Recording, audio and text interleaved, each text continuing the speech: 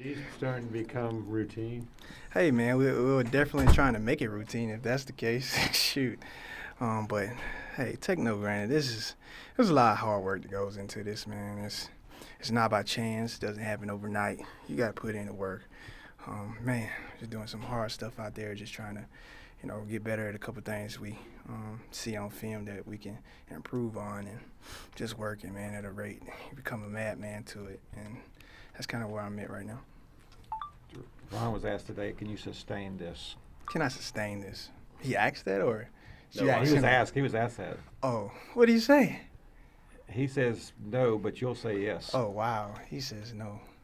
Well, my expectation level is very, very high. I would say that. So if I can't, then guess who's going to give me strength?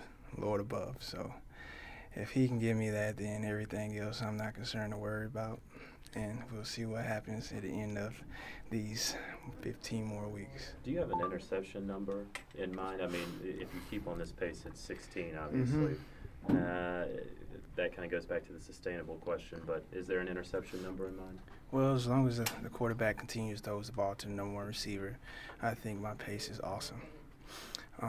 But at the same time, knowing that it takes a collective unit to reach my goal. It's going to take safeties getting downhill and jamming the number twos so I can get on number one. It's going to take the nickel playing his position and overlapping when he sees fit. And it's going to take me to home in on the calls and play the right defense. And the defensive lineman being a madman off the aggressive rushes, getting pressure on the quarterback. And it's going to take the linebackers playing downhill at a ruthless, abandoned level to where they get in there and hit the quarterback's arm and have them throw overthrows. We may get some tip balls, who knows? But anyway, I'm continuing to strive for the absolute best, and whatever that is, we'll see at the end of the day because I have no idea. Through a quarter of the season, you have more interceptions than 20 teams. When you hear that stat, what does that say to you? Wow, we got more work to do. We got to get more than the 31. Josh, I want to go back a little bit. You were, when you graduated, you were taking classes at Georgetown Tech. You were staying with Mario in that room.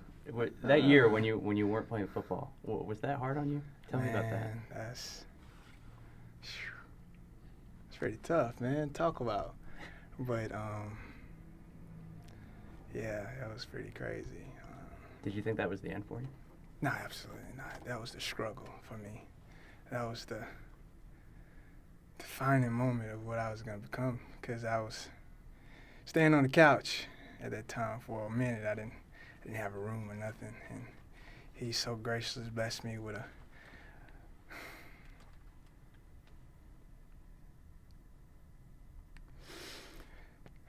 How did Mario help you?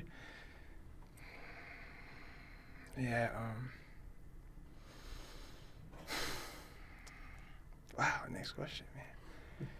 Yeah, next question. Jeez. How's this bye week going for you? Huh? How's this bye week going for you? It's going good. It's going real good. We're going to do some things, and we're going to continue to work at a rate to where we're able to be at a pace to where we continue our streak and work as a mad scientist to complete our goals and not be ordinary but extraordinary. So. You obviously were emotional about why the tears on this. Huh? Why the tears on this? Oh, man. Well, you get a lot of people that don't too much believe in you, believe in yourself. Somewhat like the Gladiator movie. Man was persecuted, thrown down, and didn't see no way up, but he fought his way amongst the battlefields, and the crowd was, screaming, Maximus, Maximus. Wow, that's, he reached the pinnacle of his life, and, he reached it, and wow, everyone is getting to love him. And, I kind of look at that in a way as if, the struggles in which we went through is unbelievable, but now we're here, and we see all this, and we're just giving glory to God for allowing us to go through what we went through and being able to be at a position we are now, and that's why, man, there's so much, but that sums it up.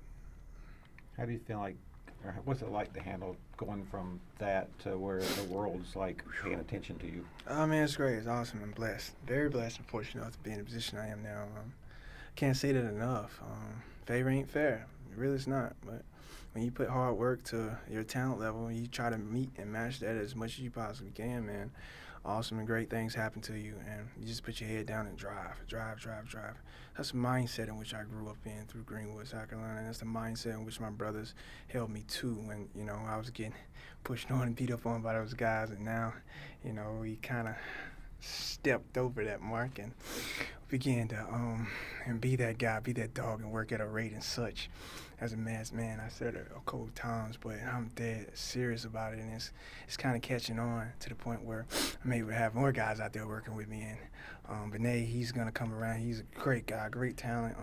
I'm just loving up on him right now because he's gonna be that guy for you see in a while. They're gonna do some extraordinary things, and our just group as a whole, man, we're just loving up on each other. I probably said earlier that we giving out hugs instead of high fives, man, because we loving up on each other that much, and that's an awesome feeling to, be 4-0 because that winning helps in a way to where you become closer and bonded as a group and as a family. And man, we're just gonna keep this going because I don't think none of us want to lose. And if we do get knocked off, I know we got the guys in there that have enough of that sustainable ability to continue to fight through the adversities, because I know we're going to have them. It's not going to be a fairy tale to where you don't have struggles in life. Everybody has struggles. Everybody sitting here right now have struggles. I know I do. And when you can overcome that and be somewhere where you know you can, it's an awesome feeling.